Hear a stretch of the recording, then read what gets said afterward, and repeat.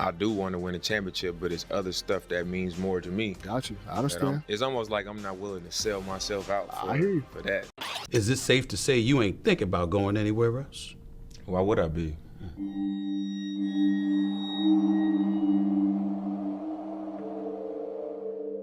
When things get frustrating, I know it's tempting to just jump ship and begin a new chapter in your life, which is perfectly fine, but it doesn't always result in happiness like you think it will. Just ask Kevin Durant, for instance. After he finally reached the top of the mountain in 2017, he admitted that it didn't feel any different, and that he expected it to be like the ending of a movie.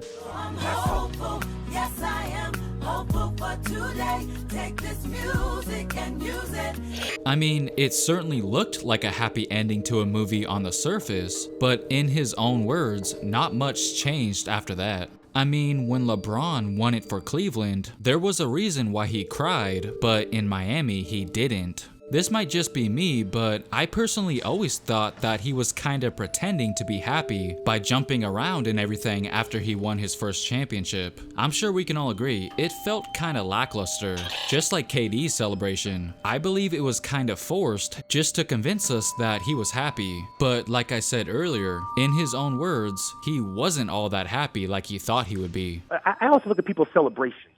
When after you win a championship of that 82 game season, you look at baseball, you look at when LeBron beat the Warriors, look at his celebration of how it was like when KD won. Even KD said, hey, even KD in an interview said, hey, I was looking for validation. I was looking for it after winning out. And overall, I still felt empty. I think I don't want to say those are exact quotes, but you got to look at the article he had and saying that how he thought that winning a championship would fill a void, but it didn't. And the reason why the championship didn't fill a void is because it came so easy. With Golden State being so unbeatable, it kinda took away the adversity. I guarantee Durant would have been more emotional had he won it in OKC. So what is the whole point I'm trying to make here? Well, I'm sure it's pretty obvious. The message to Dame is, do you want a crying, overwhelming with joy type of ending to a sports movie moment? Or just an underwhelming, unsatisfied feeling winning it somewhere else? After all, it's the struggle that makes you appreciate the success that much more. Now you guys might be saying, so you don't want him to try and maximize his chances of winning a ring, even if that means going elsewhere? Well, no, I'm not saying that at all. But winning it somewhere else other than Portland would probably not make him burst into tears like LeBron did. And deep down, I think Dame knows that. He has a legit chance to join the small club of superstars who managed to spend their entire career with one franchise. I think Dame is on his way. He's on a path to get a statue in Portland. Oh, I like it. Oh, I never even thought of that. He's on his path. All I'm saying is, it looks like there's a lot more cons than pros should he choose to move on. He shouldn't just flush the legacy he built in Portland down the toilet for a championship that wouldn't feel as special.